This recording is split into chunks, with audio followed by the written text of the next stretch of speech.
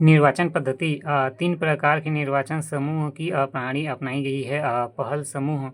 पहला समूह साधारण मतदाताओं का, दूसरा मुसलमान मतदाता, तीसरा वर्ग विशिष्ट वर्गों का प्रतिनिधित्व करना था, जैसे कि व्यापारिक संघ एवं जमींदार व विश्वविद्यालय। सांप्रदायिक निर्वाचन की व्यवस्था एवं मुख्य विशेषता। मुसलमानों के लिए पृथक निर्वाचन क्षेत्र की व्यवस्था की गई। उन्हें दोहरे मतदान का अधिकार दिया गया। वे सामान्यतः निर्वाचन में भी भाग ले सकते थे और पृथक रूप से भी मतदान कर सकते थे। फूट डालो और राज करो की नीति की अनुपालन। मताधिकार में विभिन्नता। संपत्ति की योग्यता। मुसलमानों की अपेक्षा गैर मुसलमानों के लिए अधिक कठिन शर्तें। आलोचना। इन सुधारों से ब्रिटिश शासन के लोकतंत्र विरोधी और विदेशी चरित्र में यह देश के आर्थिक शोषण में कोई परिवर्तन नहीं आया। इस अधिनियम की निम्न खामियां थी: सीमित अधिकार, अप्रत्यक्ष चुनाव, संपूर्ण शक्ति वायसराय के हाथों एवं सांप्रदायिकता का विस्तार, अधिकार विहीन परिषदें। ये परिषदें वास्तविक शक्ति से वंचित थी और केवल सलाहकार समितियां का काम करती थी।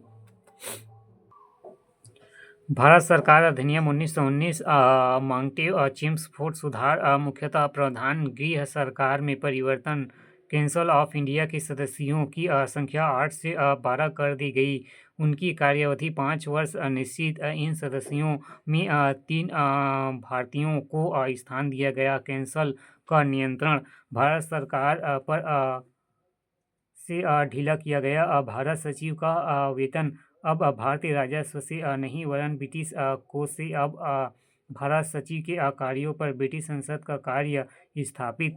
केंद्रीय सरकार में परिवर्तन। गवर्नर जनरल की कार्यकारिणी के सदस्यों की कुल संख्या 8 थी।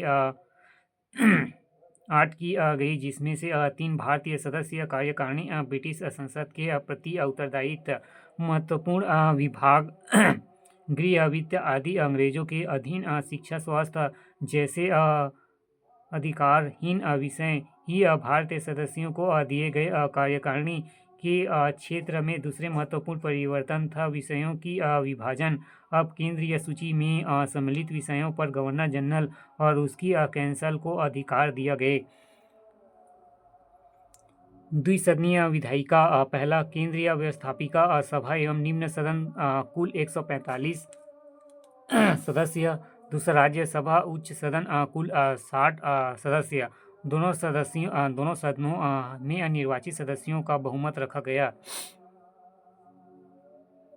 प्रांतों में द्वय शासन की व्यवस्था। सबसे विशिष्ट प्रावधान। इस अधिनियम द्वारा प्रांतों में द्वय शासन व्यवस्था लागू की गई। प्रांतीय सूची को 2 भागों में विषयों में बांटा गया: आरक्षित एवं हस्तांतरित। इसके माध्यम से आंशिक उत्तरदायी शासन स्थापित किया गया। आरक्षित विषय। इसका प्रशासन प्रांतीय गवर्नर अपनी कार्यकारिणी के मनोनीत सदस्यों की सहायता से चलता था। ये सदस्य विधानमंडल के प्रति उत्तरदायी नहीं थे। इनमें वित्त, कानून, सुरक्षा, न्याय, पुलिस आदि विभाग रखे गए। गवर्नर एवं उनकी कार्यकारिणी के कार्यों पर विधानमंडल का कोई नियंत्रण नहीं था। हस्तांतरित विषय। शिक्षा, स्वास्थ्य, स्थानीय शासन के विषय में निर्वाचित मंत्रियों के अधिकार में दिए गए थे। ये मंत्री विधानमंडल के प्रति उत्तरदायित्व एवं उसके समर्थन के अधीन थे। गवर्नर जनरल के अधिकार। गवर्नर जनरल के अधिकार अभी भी व्यापक एवं मंत्रियों व काउंसिल के सदस्यों को मनोनीत कर सकता था, हटा सकता था। वह विधान परिषद द्वारा पारित कानून को रद्द कर सकता था। वीटो एवं निषेध अधिकार का इस्तेमाल किसी भी विधेयक हेतु कर सकता था। प्रांतीय विधायिका। प्रांतीय विधायिका या विधान परिषद के सदस्यों की संख्या में वृद्धि की गई।